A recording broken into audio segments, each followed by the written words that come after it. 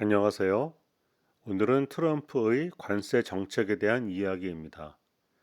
트럼프 대통령은 지난 4월 2일을 관세 해방의 날이라고 선언했습니다.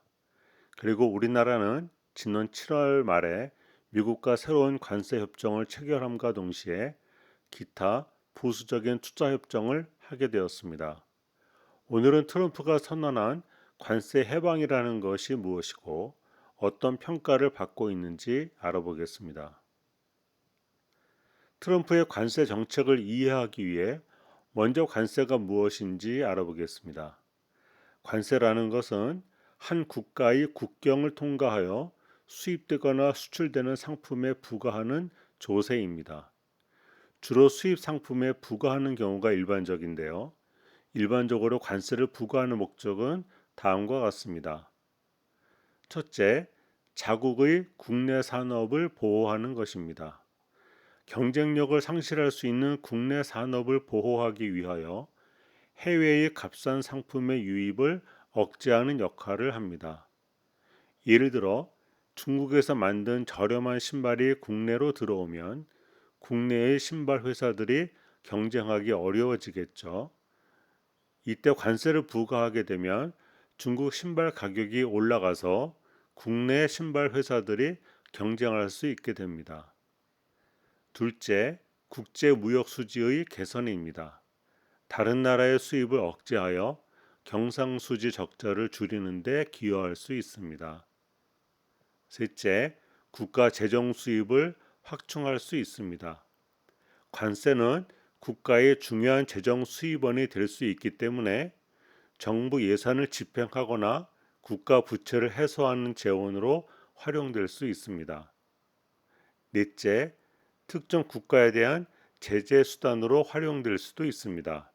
정치적인 갈등이나 지정학적인 분쟁이 있을 때 상대방을 압박하는 도구로 사용되기도 합니다. 이러한 관세는 누가 내고 어디에 납부할까요? 관세는 수입국 정부가 수입되는 상품에 부과합니다. 구체적으로는 수입 상품을 들여오는 수입업자에게 부과하는 조세입니다. 다시 말하면 수출하는 국가의 생산자나 수출국의 정부, 수입국의 소비자에게 직접 부과되는 것이 아니라 상품의 소유권을 취득하여 수입 절차를 진행하는 수입업자, 즉 무역업자가 관세를 납부하게 됩니다. 납부하는 곳은 수입하는 국가의 세관 또는 관련 정부 기관입니다. 수입업자는 상품 통관 절차를 진행할 때 세관에 관세를 신고하고 납부해야만 해당 상품을 국내로 들여올 수 있습니다. 관세는 부과하는 목적과 방식에 따라 여러 종류로 나뉠 수 있습니다. 무역 분쟁에서 주로 사용되는 관세는 특정 목적을 가진 보복 관세나 상계 관세, 그리고 반덤핑 관세가 있습니다. 먼저 반덤핑 관세라는 것은 특정 국가의 기업이 자국 시장 가격보다 월등히 낮은 가격으로 상품을 수출하여 수입국 시장에 피해를 줄 경우 이를 방지하기 위해 부과하는 관세입니다. 쉽게 말해 너무 싸게 팔아서 불공정 경쟁을 하는 것을 막는 관세라고 생각하면 되겠습니다. 상계 관세는 수출국 정부가 자국 기업에 보조금을 지급하여 수출 상품의 가격 경쟁력을 인위적으로 높이는 경우 이에 상응하는 만큼의 관세를 부과하여 불공정 무역 행위를 상쇄하는 관세입니다. 마지막 보복 관세는 상대국의 불공정 무역 행위에 대한 보복 조치로 부과하는 관세입니다. 그런데 최근에는 국제 정치적인 또는 지정학적인 맥락에서 등장한 개념이 바로 보편적 관세와 상호 관세입니다. 보편적 관세는 모든 국가 수입품에 일률적으로 적용되는 기본 세율을 의미하며 트럼프 행정부가 지난 2025년 4월 관세 해방의 날에 10% 기본 관세를 도입한 것이 바로 이 보편적 관세로서 일괄 적용된 것입니다. 상호 관세는 단어 그 자체로서는 서로 쌍방간에 동일한 세율을 적용하는 것처럼 보이지만 트럼프식 상호 관세라는 것은 상대국이 미국에 부과하는 수준만큼 혹은 미국이 필요하다고 판단하는 만큼 일방적으로 부과하는 사실상 보호 압박용 무역 수단으로 사용되는 보복 관세의 성격을 갖고 있다고 해도 과언이 아닙니다. 예를 들어 한국 자동차를 미국에 수입할 때는 15%의 관세를 부과하고 있으며 반대로 미국 자동차를 한국에 수출할 때는 관세가 부과되지 않습니다. 이렇게 보면 상호 관세가 아니라 일반 관세라고 부르는 것도 전혀 이상하게 들리지 않습니다. 트럼프 대통령은 2025년 4월 2일을 관세 해방의 날로 선언하고 사실상 WTO 체제 종식을 선언했습니다. 주요 내용은 다음과 같습니다. 보편적 관세 10%를 적용하여 전 세계 모든 수입품에 일률적으로 적용하겠다고 했습니다. 또한 상호 관세 제도를 도입하여 특정 국가별로 더 높은 차등 세율을 적용하겠다는 것인데요. 이는 사실상 미국이 원하는 대로 관세를 매기겠다는 뜻입니다. 즉 트럼프식 관세는 WTO의 핵심적인 원칙인 자유무역 규범을 모두 침해하고 있습니다. 이는 WTO 체제의 무력화와 함께 미국이 주도하는 새로운 무역 질서로 전환하려는 의도를 드러낸 것이라고 평가됩니다. 트럼프는 이를 트럼프 라운드라고 부르면서 미국 중심의 새로운 양자간 또는 블록별 무역 질서를 새롭게 만들어 가겠다고 했습니다. 한편 이러한 새로운 관세 정책에 의해 지난 7월 31일에 타결된 한미 간의 관세 협정의 내용을 들여다보겠습니다. 미국이 한국산 수출품에 부과하는 상호 관세율을 일괄적으로 15%로 적용하겠다는 것입니다. 가장 큰 쟁점이었던 자동차 분야에서는 한국산 완성차 및 부품에 대한 미국 관세가 기존의 한미 자유무역협정 즉 FTA에 따른 0%에서 15%로 인상하는 것이었습니다. 또한 미국은 쌀과 쇠고기 등 농축산물 시장의 추가 개방을 한국에 요구했으나 한국은 국내 농업의 민감성을 고려하여 추가 개방 없이 관세 합의를 이끌어냈습니다. 반도체에서는 현재까지 한국산 반도체에 대한 신규 관세 변화는 없으며 기존의 무관세 기조가 유지됩니다. 다만 미국은 향후 반도체 등 첨단 기술 분야에 대한 관세 또는 수출 통제를 별도로 협의할 의사를 밝혔습니다. 이번 관세 협정은 단순히 관세율 조정에 그치지 않고 양국 간의 경제 및 산업 협력 전반을 아우르는 패키지 합의의 성격을 띠고 있습니다. 먼저 한국은 미국 내에 총 3,500억 달러 규모의 투자 펀드를 조성하고 이를 활용하여 미국 내 핵심 산업에 대한 투자를 확대하기로 약속했습니다. 그중 1,500억 달러는 조선산업협력에 투입되며 삼성의 텍사스 반도체 공장 투자와 같은 기존의 프로젝트도 포함되어 있습니다. 또한 한국은 미국으로부터 약 1천억 달러 규모의 액화 천연가스, 즉 LNG 등 에너지 제품을 구매하기로 합의했습니다. 트럼프 행정부가 이번 관세 정책으로 달성하려는 목표는 크게 세 가지입니다. 첫째는 무역 불균형 해소입니다.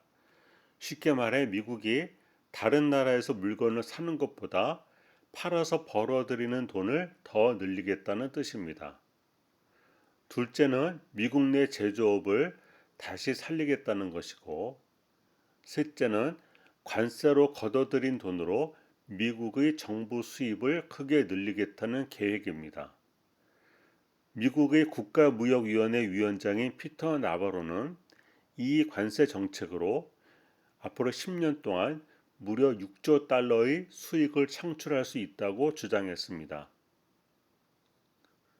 하지만 미국의 많은 경제학자들은 이런 장밋빛 전망에 매우 회의적입니다. 왜 그럴까요? 먼저 10년간 6조 달러라는 숫자 자체가 현실적이지 않다는 지적이 있습니다. 이는 미국이 수입하는 모든 물건에 20%의 높은 관세를 부과했을 때만 이론적으로 달성이 가능한 금액입니다.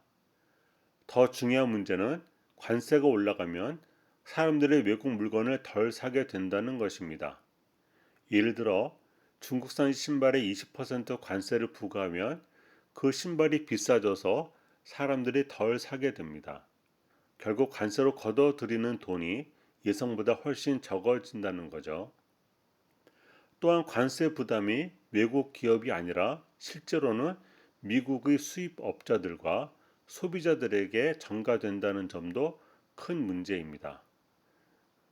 쉽게 말해 관세라는 세금을 결국 미국 국민들이 물가 상승으로 부담하게 된다는 뜻입니다. 트럼프 행정부의 핵심 경제정책 설계자인 스티브 미라는 말하라고 협정이라는 파격적인 방안을 제시했습니다. 그는 달러가 너무 비싸서 미국 제조업의 경쟁력을 잃는다고 보고 있고 관세 압박으로 다른 나라들의 달러 가치를 낮추는 데 동의하게 만들겠다는 전략을 세웠습니다. 하지만 경제학자들은 이런 접근이 오히려 역효과를 낼 수 있다고 경고하고 있습니다. 관세로 수입이 줄어들면 달러에 대한 수요가 늘어나 달러가 더 비싸질 수 있고 높은 관세 부담은 결국 미국 소비자들이 인플레이션으로 떠안게 된다는 것입니다. 제조업 부활에도 회의적입니다. 기업들의 생산지를 결정할 때는 관세뿐만 아니라 임금, 각종 규제, 원자재 공급망 등을 종합적으로 고려하기 때문에 단순히 관세만 높인다고 해서 제조업이 미국으로 돌아오지는 않을 것이라는 분석입니다. 오히려 중국 대신 베트남이나 멕시코 같은 다른 저비용 국가로 생산기지가 이동할 가능성이 높다고 봅니다. 경제학자의 대표적인 석학들도 이번 정책에 강하게 반대하고 나섰습니다.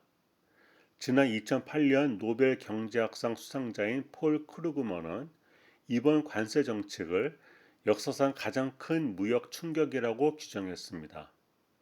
품목별, 국가별로 복잡하게 뒤섞인 관세 체계가 국제 무역 시장에 극심한 불확실성을 가져올 것이라는 우려입니다. 2001년 노벨상 수상자인 스티글리츠는 트럼프 행정부가 무역 적자를 다른 나라의 일방적인 혜택으로만 보는 시각 자체가 잘못되었다고 지적했습니다. 그는 이번 관세 정책이 경기 침체와 인플레이션이 동시에 일어나는 스태그플레이션을 초래할 수 있다고 경고했습니다. 연방준비제도 의장인 제롬 파월도 신중한 우려를 표명했습니다. 관세로 인한 물가 상승은 금리를 올려야 하는 이유가 되지만 동시에 경제 성장 둔화로 금리를 내려야 하는 압박도 받게 되는 복잡한 상황이 벌어진다는 것입니다. 이는 통화 정책 운영을 매우 어렵게 할 것입니다. 전 연준 의장이자 바이든 행정부에서 재무장관을 지낸 제닛 앨런은 더욱 직접적으로 강하게 비판했습니다. 그녀는 관세 정책을 경제학적 근거가 없는 일종의 자해 행위라고 평가했으며 관세가 결국 미국 소비자들에게 세금과 같은 부담을 지울 뿐만 아니라 국제사회에서 미국의 신뢰도를 떨어뜨릴 것이라고 경고했습니다. 많은 경제학자들이 우려하는 이유 중 하나는 1930년 스무트 원리 관세법의 교훈 때문입니다. 지금으로부터 90년 전 미국이 높은 관세를 부과했을 때의 결과는 참담했습니다. 다른 나라들의 보복 관세가 연쇄 반응을 일으켜 글로벌 무역량이 66%나 급감했고 이는 당시의 경제 대공황을 더욱 악화시키는 주요 원인 중 하나가 되었습니다. 당시에도 미국 경제학회 회원 천여 명이 강력히 반대했듯이 오늘날에도 미국의 주요 경제학자들은 트럼프의 관세 정책이 비슷한 부작용을 낳을 수 있다고 우려하고 있습니다. 이제 오늘의 이야기를 정리해 보겠습니다. 트럼프 행정부가 해방의 날이라고 부르는 이 관세 정책은 미국이 제2차 세계대전 이후 구축해온 다자간 자유무역 질서로부터의 급진적인 이탈을 의미합니다. 무역 적자 해소와 제조 호프, 그리고 소득세 대체라는 야심찬 목표를 내세우고 있지만 경제학계의 압도적인 다수는 이 정책이 그릇된 경제적 판단에 기반하고 있으며 결국 미 소비자와 기업들에게 더 큰 부담을 안길 것이라고 경고하고 있습니다. 역사적으로 무역 전쟁은 승자가 없는 게임이었습니다.